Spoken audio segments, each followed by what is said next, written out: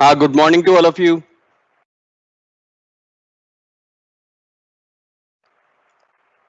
सारे स्टूडेंट्स तुरंत रिप्लाई करेंगे। ऑडियो और वीडियो क्लियर है कि नहीं? चलिए भाई शुरुआत करते हैं। तो देखेंगे सी सेट की अगर हम बात करते हैं तो सी सेट के सिलेबस और ये सारी चीजें हम डिस्कस करने में अभी हम डिस्कस नहीं करते हैं और सीधे क्लास शुरू करते हैं। क्लास शुरू अगर हम करेंगे तो उससे पहले सी सेट के क्वेश्चंस का पैटर्न देख लेते हैं कि सी सेट में कुल 100 क्वेश्चन आता है और सी सेट क्वालिफाइंग इन नेचर है। मतलब इसमें नंबर ऑफ क्वेश्चंस जो आपको सॉल्व करना है वो 33 से अधिक है। 33 से अधिक क्वेश्चंस आपको सॉल्व करना है, सही। और सी सेट में कुल 100 क्वेश्चंस हैं जिसमें 20 से 25 क्वेश्चन लगभग मैथ्स के रहते हैं। 20 से 25 क्वेश्चन अगर डीआई को हटा दिया जाए तो 20 से 25 क्वेश्चन मैथ्स के रहते हैं और डीआई को इंक्लूड करने के बाद 35 क्वेश्चन के आसपास सी सेट में बनते हैं। अब सी सेट में सबसे पहला टॉपिक जो हम आज शुरू करेंगे वो टॉपिक है नंबर सिस्टम।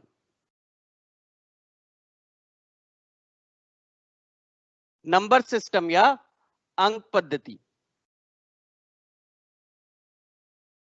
अब नंबर सिस्टम या अंक पद्धति की हम बात करते हैं तो जैसे जैसे मानव का विकास हुआ वैसे वैसे उनको गणना की आवश्यकता पड़ी और गणना करने की आवश्यकता जैसे ही महसूस हुई तो उनको अंकों की आवश्यकता पड़ी या अंक पद्धति की आवश्यकता पड़ी, नंबर सिस्टम की आवश्यकता पड़ी। तो जैसे सबसे बहुत सारे अलग अलग प्रकार के अंक पद्धति सामने आए, जैसे हो गया आपका Roman number system, Egyptian number system, ऐसे बहुत सारे अंक पद्धति की आवश्यकता पड़ी। और वर्तमान में जो सबसे ज्यादा अंक पद्धति जो हम प्रयोग में लेके आते हैं वो है डेसिमल नंबर सिस्टम। वैसे ही आप देखेंगे कि वर्तमान में जो उपयोग अंक पद्धति होते हैं वो हो गया डेसिमल नंबर सिस्टम, आपका hexadecimal number system, octal number system, binary number system. तो ये सबसे ज्यादा प्रचलित अंक पद्धति है। तो दुनिया में जितने भी अंक पद्धति होते हैं वो एक ही प्रकार के, एक ही तरीके से काम करते हैं। तो जैसे डेसिमल या दशमलव अंक पद्धति से हम समझ सकते हैं कि दुनिया के जितने भी नंबर सिस्टम हैं वो किस तरीके से कार्य करते हैं।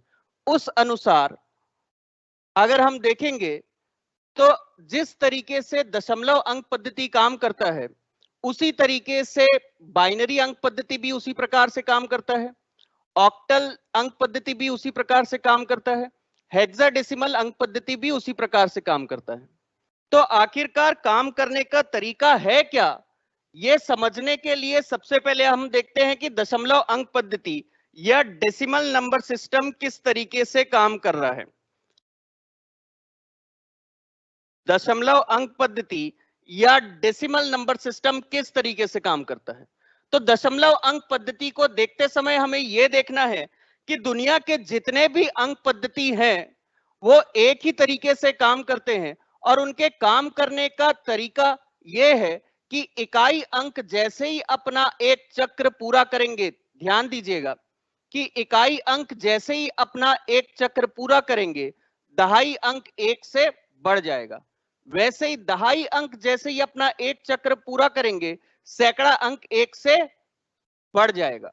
तो यही अंक, इसी तरीके से दुनिया के सारे नंबर सिस्टम काम करते हैं या अंक पद्धति काम करते हैं।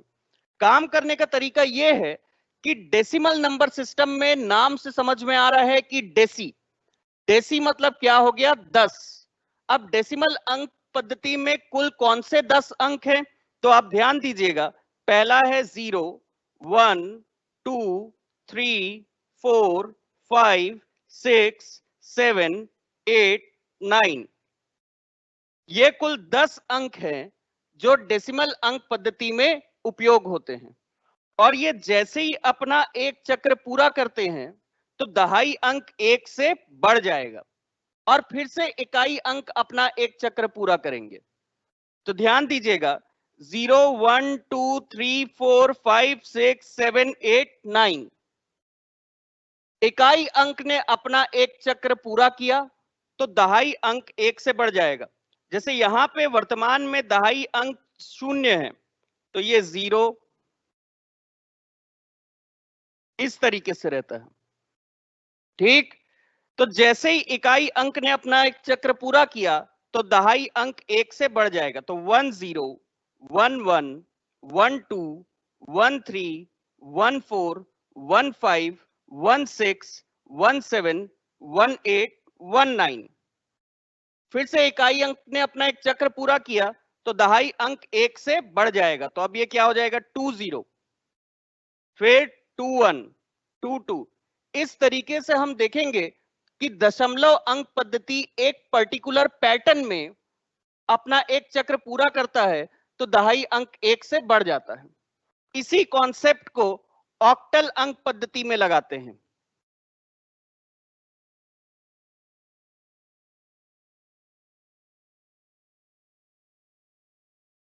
ऑक्टल अंक पद्धति की अगर हम बात करेंगे तो इसमें कुल 8 संख्या होती है। 8 संख्या कौन कौन सी, 0, 1, 2, 3, 4, 5, 6, 7। अब देखिए ऑक्टल अंक पद्धति में कुल 8 संख्या होती है, 0, 1, 2, 3, 4, 5, 6, 7। क्योंकि ये 0 से शुरू हो रहा है इसीलिए ये 7 तक जाता है। और ऑक्टल अंक पद्धति में 7 के बाद अगर ये क्वेश्चन ये पूछा जाए कि 7 के बाद कौन सी संख्या आएगी ऑक्टल अंक पद्धति में, तो तुरंत दिमाग पे क्लिक करना चाहिए कि 7 के बाद अगर संख्या आएगी तो कई स्टूडेंट 8 लिखते हैं, कई स्टूडेंट 0 लिखते हैं, कई स्टूडेंट 1 लिखते हैं। तो आपके दिमाग पे तुरंत क्लिक करना चाहिए कि ये पूर्ण रूप से दशमलव अंक पद्धति जैसे काम करता है। दुनिया में सारे अंक पद्धति एक ही तरीके से काम करते हैं कि इकाई अंक जैसे ही अपना एक साइकिल, एक चक्र पूरा करेगा तो दहाई अंक 1 से बढ़ जाएगा। जैसे ही इकाई अंक अपना एक चक्र पूरा करेगा तो दहाई अंक 1 से बढ़ जाएगा। तो यहां पे देखिए 0, 1, 2, 3, 4, 5, 6, 7 एक चक्र पूरा किया तो दहाई अंक 1 से बढ़ जाएगा। 1, 0, 1, 1, 1, 2, 1, 3, 1, 4, 1, 5, 1, 6, 1, 7। अब 1, 7 के बाद अगर कोई संख्या पूछा जाए कि ऑक्टल अंक पद्धति में 1, 7 के बाद कौन सी संख्या आएगी, ऑक्टल अंक पद्धति में 1, 7 के बाद कौन सी संख्या आएगी, तो तुरंत दिमाग पे क्लिक करना चाहिए 20। जैसे ही इकाई अंक अपना एक चक्र पूरा कर रहा है तो दहाई अंक 1 से बढ़ जा रहा है। इसी कॉन्सेप्ट को आपको याद करते हुए आप किसी भी अंक पद्धति में अगली संख्या पता कर सकते हैं। जैसे अगली संख्या है, मतलब अगला अंक पद्धति है हेक्साडेसिमल अंक पद्धति। हालांकि आपके लिए उपयोगी सिर्फ डेसिमल अंक पद्धति और बाइनरी अंक पद्धति है, लेकिन मैं ये बताना चाह रहा हूं आपको इसके माध्यम से कि कोई भी अंक पद्धति हो उसके कार्य करने का तरीका या उसमें गणना करने का तरीका एक सा है कि इकाई अंक जब अपना एक चक्र पूरा करता है तो दहाई अंक 1 से बढ़ जाता है। तो अगर हेक्साडेसिमल में देखेंगे इकाई अंक तो कौन कौन से होते हैं, 1, 2, 3, 4, 5, 6, 7, 8, 9। जो दशमलव अंक पद्धति में 10 होता है वो हेक्साडेसिमल में ए से रिप्रेजेंट होता है, ए से लिखा जाता है उसको। जो दशमलव अंक पद्धति में हम 10 लिखते हैं वो हेक्साडेसिमल अंक पद्धति में इकाई अंक के रूप में ए के रूप में लिखा जाता है। तो ए, B, C, D, E, F. अब आप गिन के देख सकते हैं कि इसमें कुल 16 अंक होंगे। कैसे 16 अंक, तो डेसिमल मतलब 10 अंक, हेक्सा मतलब 6 अंक, 10 और 6 16। तो ये 0 से शुरू होगा, याद रखिएगा ये 0 से शुरू होगा। 0, 1, 2, 3, 4, 5, 6, 7, 8, 9 A B C D E F. अगर गिनती करके देखेंगे तो कुल 16 अंक आएंगे। दशमलव अंक पद्धति के 10 अंक और A B C D E F कुल 16 अंक होंगे। A B C D E F कुल 16 अंक होंगे। ये इसके इकाई अंक हो गए। और इकाई अंक जब अपना एक चक्र पूरा करेगा तो दहाई अंक 1 से बढ़ जाएगा। तो इस तरीके से होगा 1, 0, 1, 1, 1, 2, 1, 3, 1, 4, 1, 5, 1, 6, 17, 18, 19, 1A, 1B, 1C, 1D, 1E, 1F। तो जैसे ही एक चक्र पूरा करेगा कोई भी किसी भी अंक पद्धति के इकाई अंक जब अपना एक चक्र पूरा करते हैं तो दहाई अंक एक से बढ़ जाता है, और जब दहाई अंक एक चक्र पूरा करेंगे, जब दहाई अंक एक चक्र पूरा करेंगे तो सैकड़ा अंक एक से बढ़ जाएगा। तो इस तरीके से हम जब देखते हैं तो हेक्साडेसिमल अंक पद्धति इसी प्रकार से काम करता है। हेक्साडेसिमल अंक पद्धति इसी प्रकार से काम करता है। क्लियर है? ठीक। अब बाइनरी अंक पद्धति। अब बाइनरी या द्विआधारी अंक पद्धति में कुल दो ही संख्या रहती है।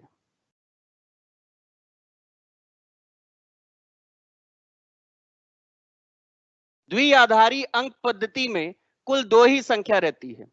कौन सी? 0 और 1। तो जैसे ही 0 और 1, यहां पे इकाई अंक खत्म, यहां पे इकाई अंकों का एक चक्र पूरा। 0 और 1 दो ही संख्या है।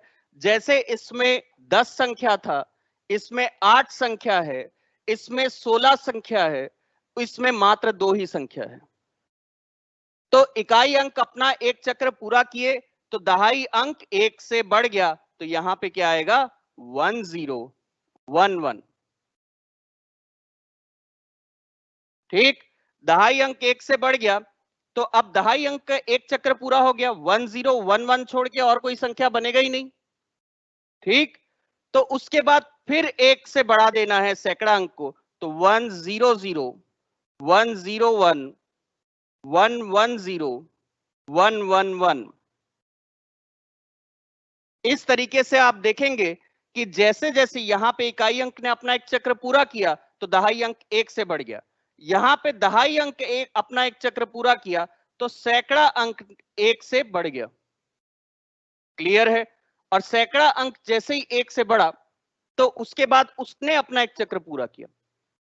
अगर आपको फिर भी बाइनरी अंक पद्धति में दिक्कत आ रहा है या आपको परेशानी हो रही है समझने में कि कौन सी संख्या किसके बराबर है, तो आपको यह फोकस रखना है कि द्विआधारी अंक पद्धति में सबसे पहले जहां जहां पे 0 और 1 आते हैं वो संख्या उसके आधार पर, दशमलव अंक पद्धति में जहां जहां पे 0 और 1 आते हैं वो संख्या आप लिखते चलिए। सबसे छोटी संख्या जिसमें सिर्फ 0 और 1 का उपयोग होता है वो होता है 0। उसके बाद 1, उसके बाद 10, उसके बाद 11, उसके बाद 100, उसके बाद 101, फिर 110, फिर 111, फिर 1000, फिर 1001, फिर 1010, फिर 1110, फिर 1111। इस तरीके से आप बढ़ाते चलेंगे तो वो पूरी बाइनरी संख्या या बाइनरी अंक पद्धति है। क्लियर है कि नहीं? तो इस तरीके से हमने अंक पद्धति के अंतर्गत ये देखा कि एक कॉन्सेप्ट ये चलता है, दुनिया के जितने भी नंबर सिस्टम के कॉन्सेप्ट में ये चलता है कि आप जैसे जैसे इकाई अंक का एक चक्र पूरा करते चलेंगे दहाई अंक एक से बढ़ जाएगा। अब बात करते हैं कि अंक पद्धति की अगर हमने बात कर ली है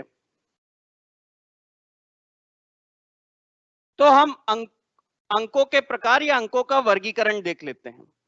अगर अंकों का वर्गीकरण हमें देखना है तो अंक कुल या संख्या कुल 3 प्रकार के होते हैं। Numbers are of 3 types. पहला प्राकृतिक संख्या, दूसरा पूर्ण संख्या और तीसरा पूर्णांक। प्राकृतिक संख्या मींस नेचुरल नंबर्स। प्राकृतिक संख्या means natural numbers, generally n से डिनोट किया जाता है। पूर्ण संख्या मींस होल नंबर्स,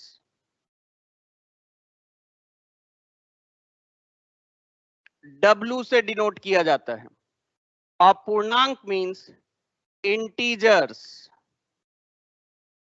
Z से डिनोट किया जाता है। अब ये तीन आखिरकार है क्या? प्राकृतिक संख्या मतलब ऐसी संख्या जो हम अपने रोजमर्रा की जिंदगी में या रोजमर्रा के जीवन में जिसका हम प्रयोग करते हैं। तो कौन सा हो गया प्राकृतिक संख्या? तो प्राकृतिक संख्या की बात करें, हम जब भी गणना करने जाते हैं, whenever we are planning to count the numbers, then we use natural numbers. Whenever we plan to count numbers, we use natural numbers. जब भी हम गणना करने चाह रहे हैं अपने रोजमर्रा के जीवन में, जब भी हम गणना करते हैं तो हम प्राकृतिक संख्या का उपयोग करते हैं। तो प्राकृतिक संख्या का उपयोग हम, प्राकृतिक संख्या क्या होता है? 1, 2, 3, 4, 5, 6, 7 ऐसे करते गिनती करते हुए जाएंगे तो पूरा इंफिनिटी तक ये प्राकृतिक संख्या है। पूरा इंफिनिटी तक प्राकृतिक संख्या है। जब भी हम पूर्ण संख्या की बात करेंगे तो पूर्ण संख्या के सेट में जीरो भी इंक्लूड होता है, जीरो भी इंक्लूड होता है। तो 0, 1, 2, 3, 4, 5, 6 इंफिनिटी तक। और जब भी हम पूर्णांकों की बात करेंगे तो पूर्णांक कहां से शुरू होते हैं? माइनस इंफिनिटी से प्लस इंफिनिटी तक, माइनस इंफिनिटी से प्लस इंफिनिटी तक। जितने भी स्टूडेंट्स है, क्लियर हो रहा है कि नहीं? तुरंत बताइए।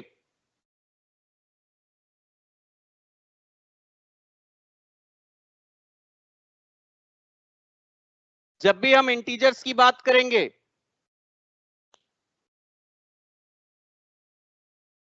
तुरंत रिप्लाई कीजिए, क्लियर हो रहा है कि नहीं?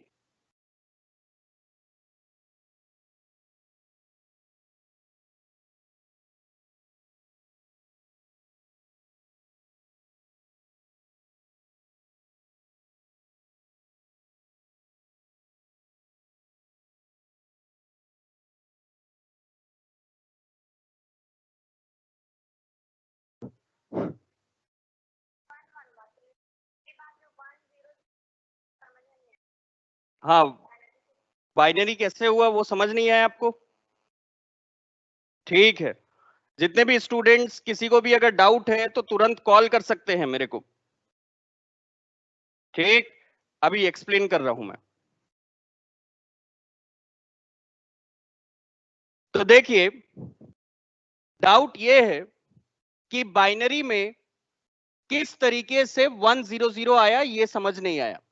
तो आप देखिए, फोकस कीजिएगा ये कि बाइनरी में सबसे दो ही अंक होते हैं, पहला होता है 0 और दूसरा होता है 1। बाइनरी में दो ही संख्या होती है, पहला होता है 0 और दूसरा होता है 1। अब दो ही संख्या होती है तो जब ये अपना एक चक्र पूरा करेंगे, इसके दहाई अंक पे क्या होता है? 0 0। दहाई अंक पे क्या होता है? 0 0। तो जैसे ही ये अपना एक चक्र पूरा करेंगे तो दहाई अंक क्या होगा? 1 से बढ़ जाएगा। तो यहां पे 1 से बढ़ गया, और 1 से बढ़ने के पश्चात इकाई अंक पे फिर से क्या आएगा? 0। तो देखिए, इकाई अंक पे फिर से क्या आया? 0।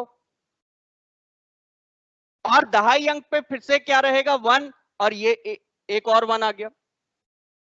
अब इससे ज्यादा कोई अंक इसमें संभव ही नहीं है, पॉसिबल ही नहीं है। 1 0 हो गया, 1 1 हो गया, और कोई संख्या बन ही नहीं सकती सिर्फ 1 और 0 का उपयोग करके। तो हम ये बोलते हैं कि जहां पे दहाई अंक 1 आ गया और ये 0 1 हो गया, तो ये एक अपना चक्र पूरा कर गया है। तो जब ये अपना एक चक्र पूरा कर गया है तो सैकड़ा अंक क्या होगा? यहां पे सैकड़ा अंक की जगह क्या था? 0 था। तो अब क्या होगा? सैकड़ा अंक 1 से बढ़ जाएगा, और इकाई और दहाई अंक मिलकर जो संख्या बनाते हैं वो अपना एक चक्र पूरा करना शुरू करेंगे। इकाई और दहाई अंक मिलकर कौन सा अपना एक संख्या करेंगे? तो ये 0 0, फिर दूसरा 0 1, फिर तीसरा 1 1 0, और चौथा 1 1 1।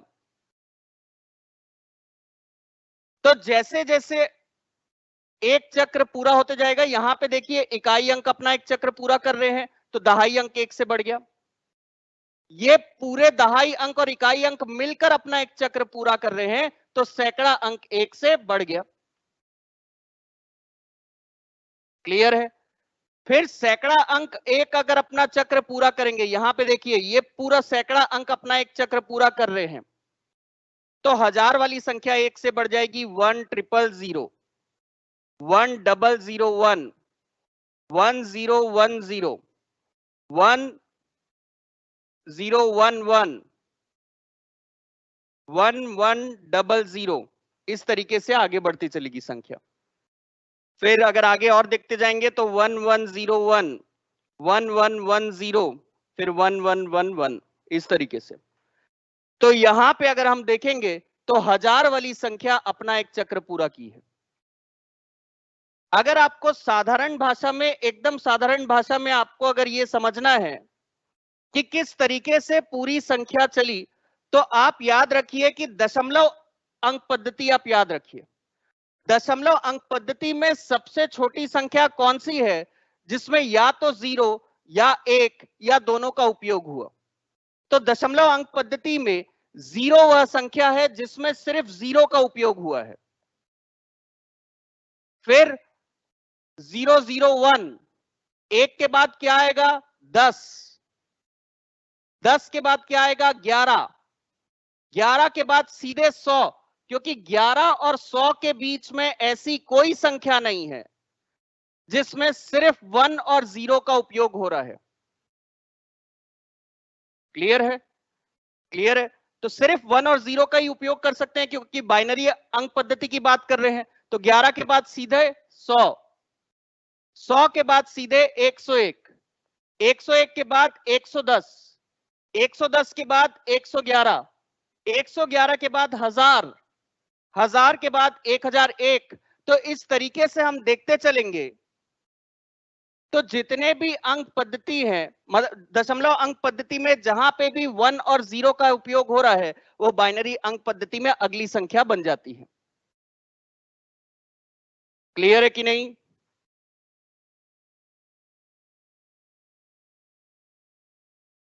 ठीक। अब अंकों के प्रकार की बात अगर हम करते हैं,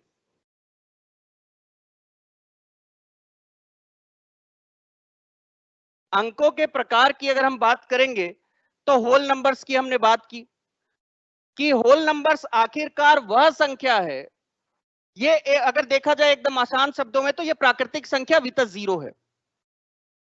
प्राकृतिक संख्या या natural numbers with a zero is whole numbers. ठीक। प्राकृतिक संख्या जीरो के साथ होल नंबर्स में गिना जाता है। मतलब अगर आप शून्य से शुरुआत किए तो आप पूर्ण संख्या की बात कर रहे हैं, अगर आप एक से शुरुआत करेंगे संख्या तो आप प्राकृतिक संख्या की बात कर रहे हैं। तो पूर्णांक की अगर हम बात करते हैं, पूर्णांक क्या है? तो पूर्णांक माइनस इंफिनिटी से शुरू होता है। अब माइनस इंफिनिटी से हम पॉजिटिव साइड अगर जाते रहेंगे तो ये -3, -2, -1, 0, 1, 2, 3, ये प्लस इंफिनिटी की ओर जाते रहेंगे। तो माइनस इंफिनिटी से प्लस इंफिनिटी की ओर जाने वाली अंक पद्धति को हम इंटीजर्स बोलते हैं, अंकों को हम इंटीजर्स बोलते हैं। मतलब अगर नंबर लाइन में देखा जाए तो ये माइनस इंफिनिटी से शुरू होता है और ये आया -3, -2, -1, 0, 1, 2, 3 और ये प्लस इंफिनिटी की ओर जा रहा है। तो माइनस इंफिनिटी से प्लस इंफिनिटी की ओर जाने वाले अंकों को हम पूर्णांक कहते हैं। क्लियर है? तो ये हो गया अंकों के प्रकार। तो अंक कुल 3 प्रकार के हैं। पहला प्रकार कौन सा है? प्राकृतिक संख्या। दूसरा प्रकार कौन सा है? पूर्ण संख्या। और तीसरा क्या हो गया? पूर्णांक। Natural numbers, whole numbers and integers. Natural number starts from 1 to infinity. That is 1, 2, 3, 4, 5, 6, 7, 8 till infinity. पूर्ण संख्या की अगर मैं बात करता हूं तो पूर्ण संख्या कहां से शुरुआत होती है? उनकी शून्य से। और अगर पूर्णांक की बात करूं तो पूर्णांक नंबर लाइन के दोनों तरफ होता है। नंबर लाइन के माइनस नेगेटिव साइड भी होता है और नंबर लाइन के पॉजिटिव साइड भी होता है। नंबर लाइन के नेगेटिव साइड भी होगा, मतलब माइनस इंफिनिटी से शुरुआत होगा, तो माइनस इंफिनिटी से हम चलते रहेंगे। अगर तो माइनस इंफिनिटी के, अगर मैं पूछूं कि -4 ज्यादा बड़ा है या -3, तो आपके दिमाग पे तुरंत क्लिक होना चाहिए कि -4 हमेशा छोटा होगा -3 से। लेकिन यही अगर मैं साइन को हटा देता हूं तो 3 बड़ा है कि 4, तो आपको तुरंत क्लिक करना चाहिए 4 बड़ा होगा 3 से। इसको समझने के लिए सीधे सीधे हम ग्राफ पे आते हैं या नंबर लाइन पे आते हैं। इधर देखिए कि -3 लेफ्ट टू हमेशा राइट जाते रहेंगे तो संख्या बढ़ते जाएगी। जैसे -3 छोटा है, उससे बड़ा -2, उससे बड़ा -1, उससे बड़ा 0, मान के हिसाब से बता रहा हूं, वैल्यू के हिसाब से, उससे बड़ा 1, फिर 2, फिर 3, 4, इस तरीके से अंक बढ़ते जाएंगे। तो -7 बड़ा है कि -6, तो आपके दिमाग पे तुरंत क्लिक करना चाहिए -6, क्योंकि ये नंबर लाइन तुरंत ध्यान आना चाहिए कि जब नंबर लाइन में -7 लिखेंगे तो -7 के बाद -6 आएगा, अगर लेफ्ट से राइट की ओर जाना शुरू करेंगे तो।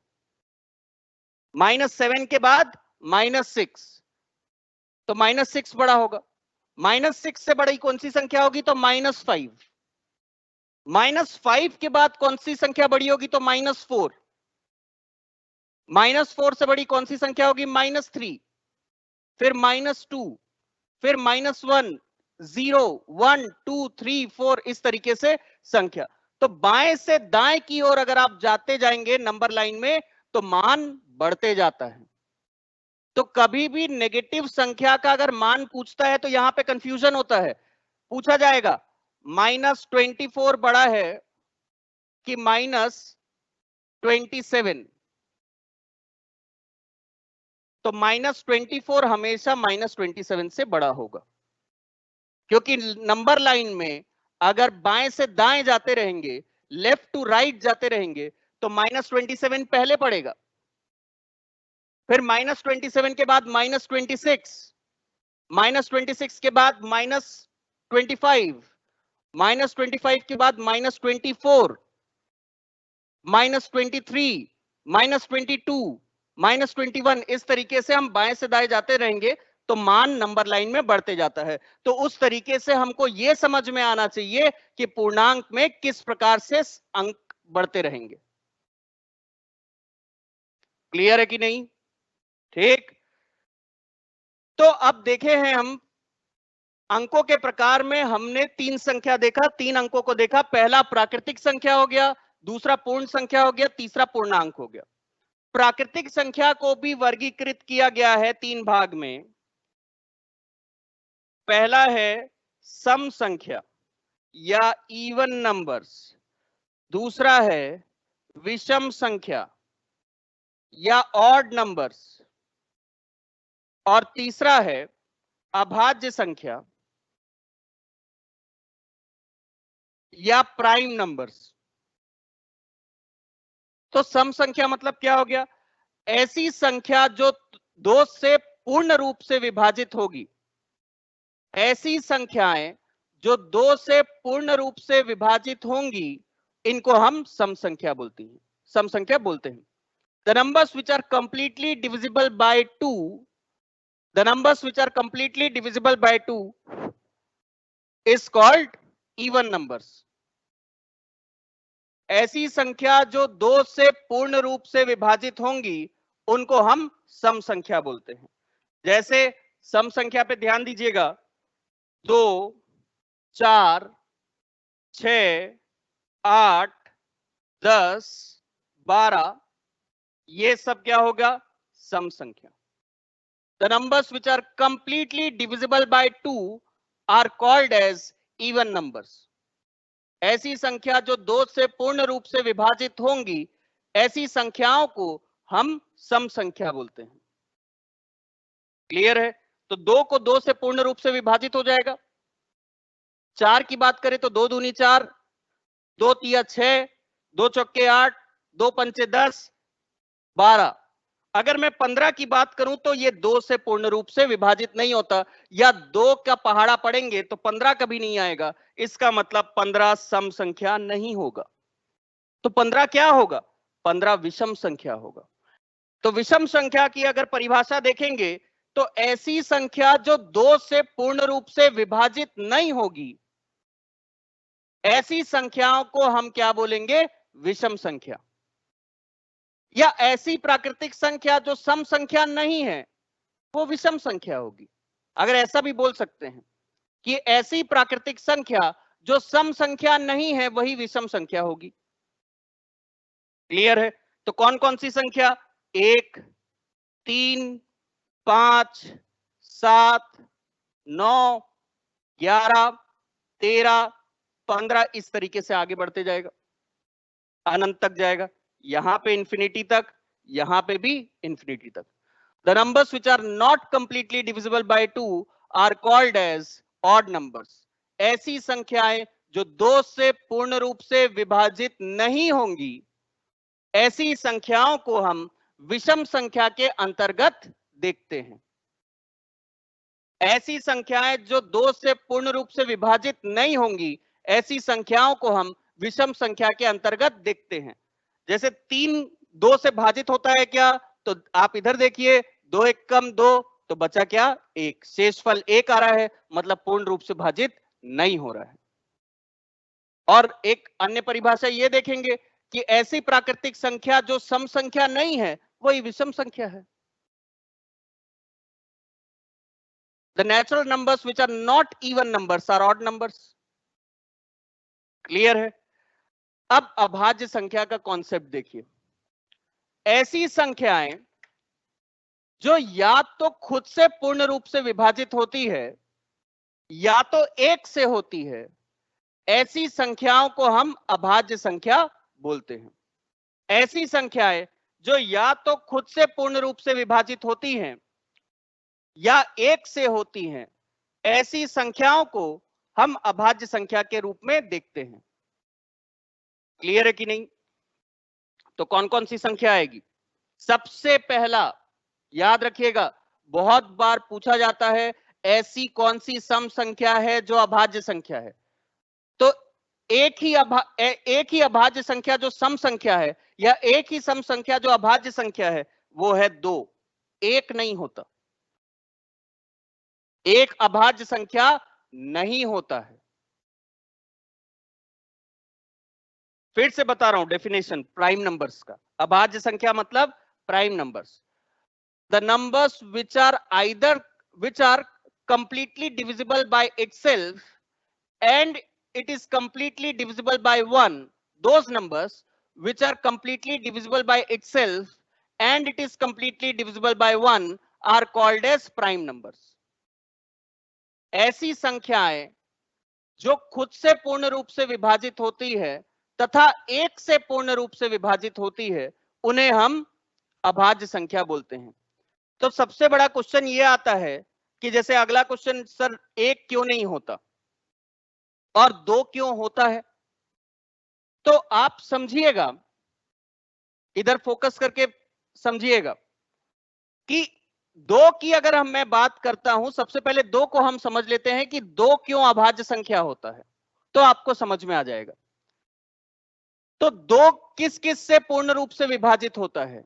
पहला तो वो खुद से पूर्ण रूप से विभाजित होता है और दूसरा वो 1 से पूर्ण रूप से विभाजित होता है। इससे ज्यादा उसके फैक्टर्स नहीं है, फैक्टर्स अभी जानने की आवश्यकता नहीं है। 2 कितने संख्याओं से पूर्ण रूप से विभाजित होगा? या तो 2 से पूर्ण रूप से विभाजित होगा या 1 से होगा। वैसे ही 3 एक अभाज्य संख्या है, तो 3 कितने से पूर्ण रूप से विभाजित होगा? 1 से होगा और 3 से होगा। लेकिन वही 4 को हम देखेंगे तो 4 खुद से पूर्ण रूप से विभाजित तो होता ही है, साथ में 2 से भी होता है, साथ में 1 से भी होता है। तो यहां पे इसको भाजित करने वाले संख्या 2 से अधिक हो गए।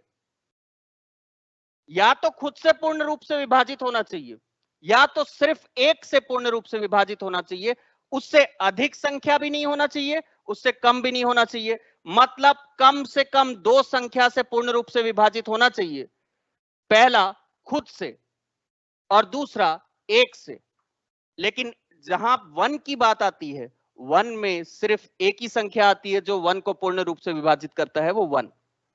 यहां पे 2 संख्या कम से कम होना चाहिए और अधिक से अधिक भी 2 ही संख्या होना चाहिए।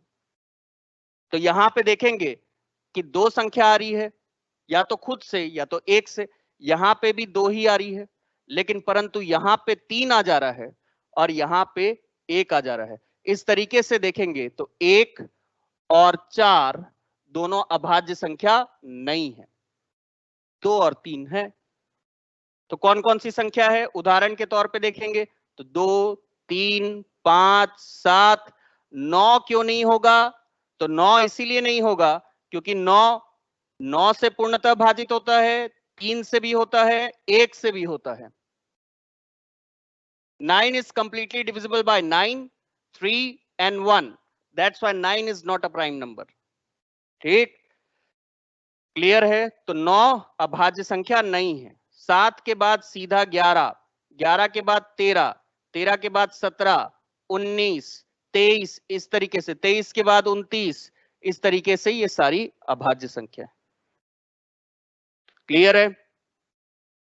ठीक, तो इस तरीके से आप देखेंगे तो सम संख्या वह संख्या हो गई जो 2 से पूर्ण रूप से भाजित होती है, विषम संख्या जो 2 से पूर्ण रूप से भाजित नहीं होती, अभाज्य संख्या वह संख्या है जो या तो खुद से या नहीं, जो खुद से पूर्ण रूप से भाजित होगी तथा 1 से पूर्ण रूप से भाजित होगी। मतलब इसके कम से कम 2 गुणनखंड होना चाहिए, एक संख्या खुद और दूसरा 1, और इसके अधिक से अधिक भी 2 ही गुणनखंड हो सकते हैं, या तो संख्या खुद और 1। क्लियर है कि नहीं? तो अभाज्य संख्या ये है।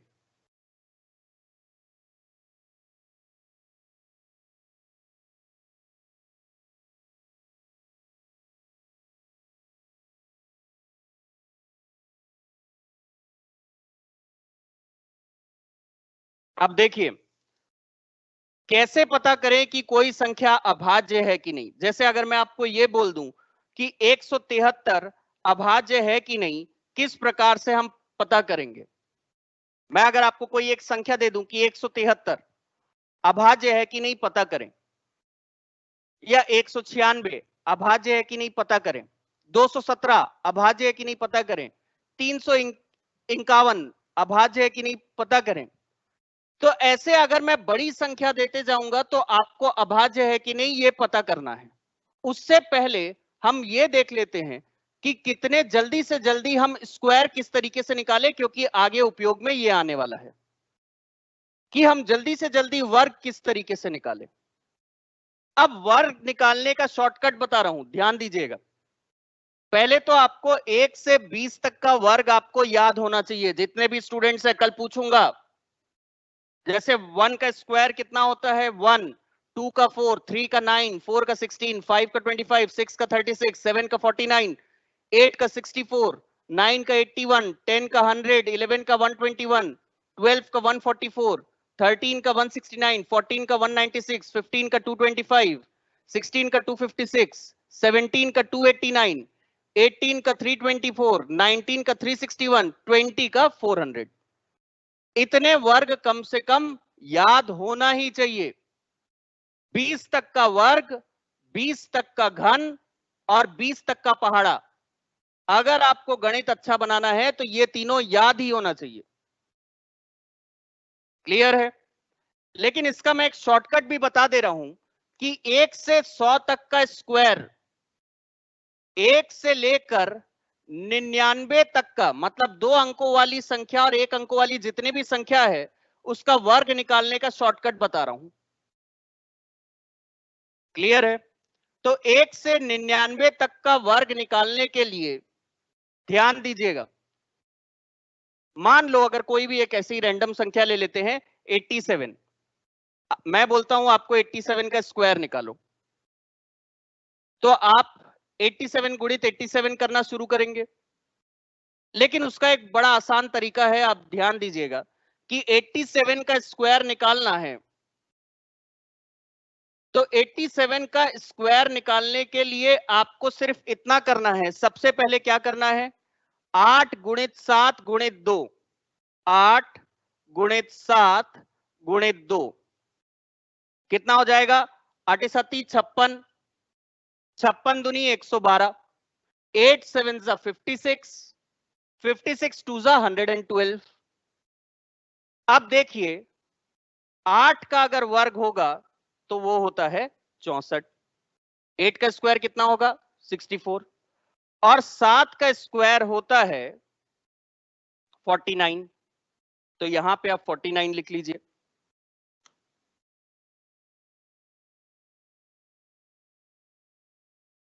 ठीक, 8 का स्क्वायर कितना हो गया? 64, 7 का स्क्वायर कितना हो गया? 49, और इसमें 112 जोड़ना है, लेकिन इकाई अंक के छोड़कर इस तरीके से 112 जोड़ना है। तो ये हो गया 9, 4 और 2 6, 4 और 1 5, 6 और 1 7, तो 87 का स्क्वायर होगा 7569। बड़ा आसान है, एकदम फट से स्क्वायर निकल गया। देखिए अगला क्वेश्चन है, इधर फोकस कीजिएगा। अगर 39 का स्क्वायर निकालना है तो 3 इंटू 9 इंटू 2, सबसे पहले ऐसे 3 इंटू 9 इंटू 2, क्लियर है कि नहीं? तो 3 9 27, 3 9, 3 गुणित 9 कितना होगा? तो 3 9 27, और 27 दूनी 54, तो ये हो गया 54। अब 3 का वर्ग कितना होगा? तो 3 का वर्ग जब आप लिखने जाएंगे तो हम, अगर एक अंक वाली संख्या आ रही है, जैसे 3 का वर्ग आ रहा है 9, तो 9 को आप क्या लिखेंगे? 09, और 9 का वर्ग है 81, तो इसको क्या लिखेंगे? 81। 3 का वर्ग कितना हो गया? 9, तो 09, 9 का वर्ग कितना हो गया? 81, तो 81, और जब इसमें 54 जोड़ेंगे तो इस तरीके से 54 जोड़ेंगे। क्लियर है? समझ में आया? तो 54 अगर जोड़ने जाएंगे तो 1 8 4 12, 9 1 10 5 15, तो 1521। क्लियर है कि नहीं? तुरंत स्टूडेंट्स मैसेज कीजिए, और 2-3 एग्जांपल सॉल्व करके बता रहा हूं। सारे स्टूडेंट्स तुरंत मैसेज कीजिए।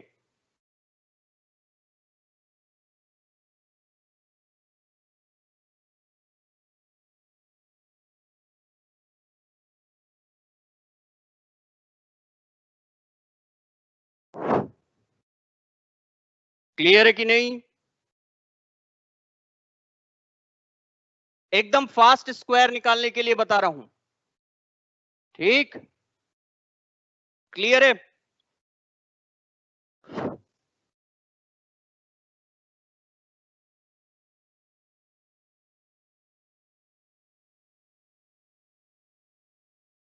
जैसे मैं बोला हूं, कोई 2 अंकों वाली संख्या, कोई भी रैंडम संख्या बता दो। तो देखो 56 का स्क्वायर निकालना है, 56 का स्क्वायर निकालना है। यस सर, ट्रिक बहुत अच्छे से समझ आ गया। ओके, ठीक है, वेरी गुड। मैं 3 अंकों वाला भी बता दूंगा, लेकिन 3 अंकों के लिए थोड़ा मेच्योर हो जाइए आप। तो देखिए 56 का अगर मुझे स्क्वायर निकालना है तो 5 इंटू 6 इंटू 2, 5 छक्के 30, 5 6 कितना होता है? 30, और 32 कितना होता है? 60। 5 का वर्ग अगर देखने जाऊंगा तो 5 का वर्ग होता है 25, और 6 का वर्ग अगर देखने जाऊंगा तो 6 का वर्ग होता है 36। 5 का वर्ग हो गया 25, 6 का वर्ग हो गया 36। ऐसे ही लिखना है, 5 का वर्ग 25, 6 का वर्ग 36, और जब इसमें 60 जोड़ेंगे तो एक छोड़ के 60 जोड़ना है। ठीक, तो ये हो गया 6, ये हो गया 3, 6 5 11, और 2 और 1 3, तो 3136। क्लियर है? क्लियर है कि नहीं? वैसे ही अगर मैं 32 का स्क्वायर निकालने जाता हूं, देखिए फोकस कीजिएगा, 32 का स्क्वायर निकालने जाता हूं तो ये क्या होगा, 3 दूनी 6 दूनी 12।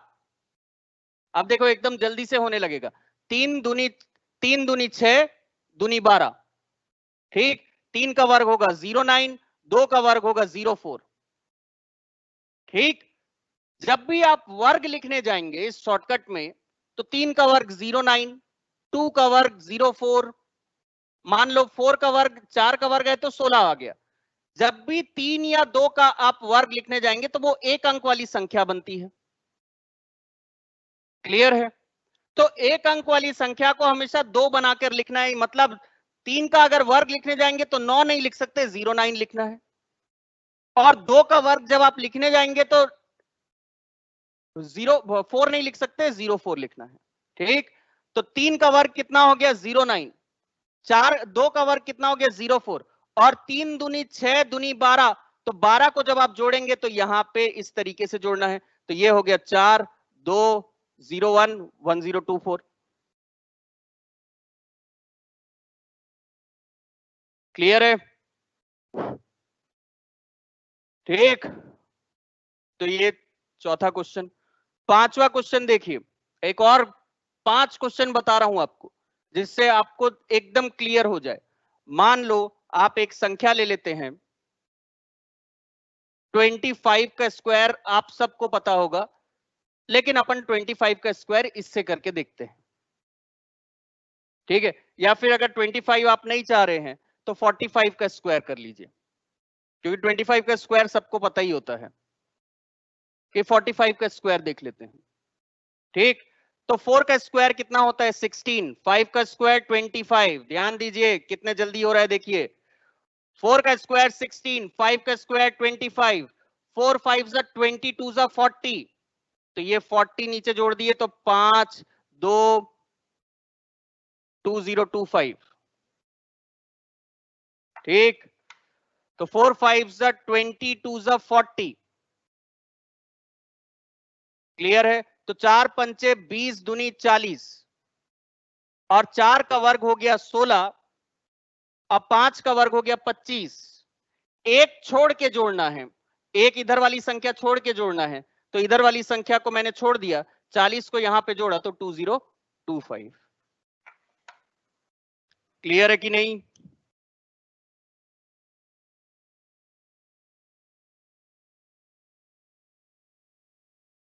सर 81 का भी कर देते हैं, कोई दिक्कत नहीं है।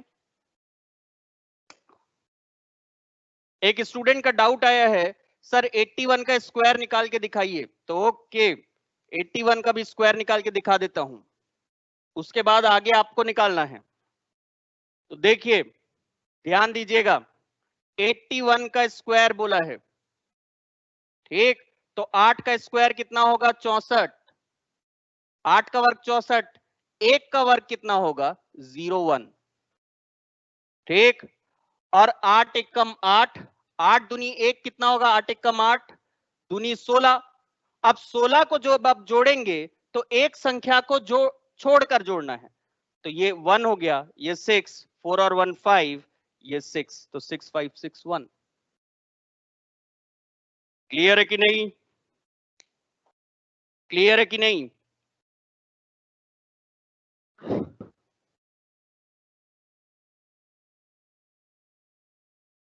समझ आ रहा है कि नहीं भाई?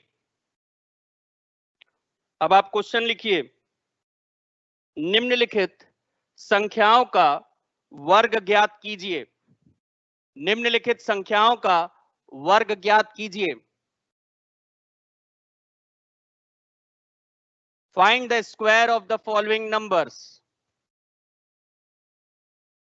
एकदम फटाफट करना है और सबको आंसर लिखना है।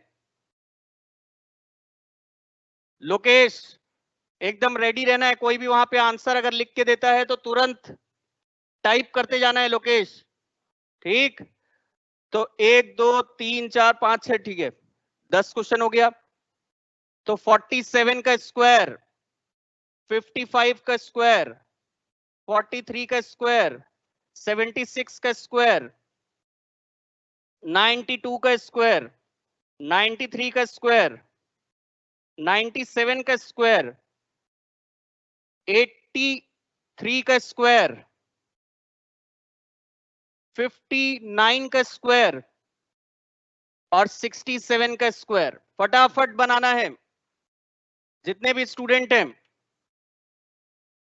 जितने भी स्टूडेंट्स हैं, बन रहा है कि नहीं? ठीक है, वेरी गुड।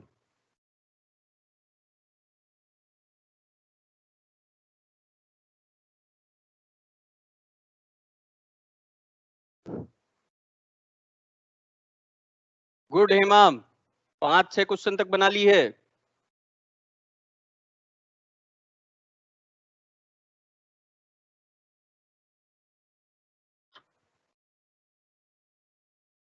चलिए भाई, आज के लिए बस इतना ही। अगली क्लास दीक्षित सर की है, तो अभी क्लास छोड़ रहा हूं ऑफिशियली, लेकिन ये आप कंप्लीट करके कल लेके आएंगे। कल आप इसको कंप्लीट करेंगे और लेके आएंगे। फिर कल हम ये पता करेंगे कि कल मैं क्या पढ़ाने वाला हूं, वो अभी से मैं आपको बता दे रहा हूं कि संख्याओं में ये कैसे पता करें कि अभाज्य संख्या है कि नहीं, ये पता करने वाले क्वेश्चंस। ठीक। और दूसरा, कल एक बहुत इंपॉर्टेंट टॉपिक शुरू करने जा रहा हूं, ध्यान दीजिएगा। यूनिट डिजिट या इकाई अंक वाले क्वेश्चंस, इससे क्वेश्चन आते हैं। यूनिट डिजिट वाले क्वेश्चन से या इकाई अंक वाले क्वेश्चन से क्वेश्चन आते हैं एग्जाम में। हर साल 2 क्वेश्चन इससे पक्का रहता है। तो कल की क्लास कोई मिस नहीं करेंगे, जितने भी स्टूडेंट्स हैं। ठीक। और ये घर से सॉल्व करके लेके आइएगा। चलिए भाई, आज के लिए बस इतना ही। और किसी को भी डाउट है तो मैं अपना नंबर लिख दे रहा हूं।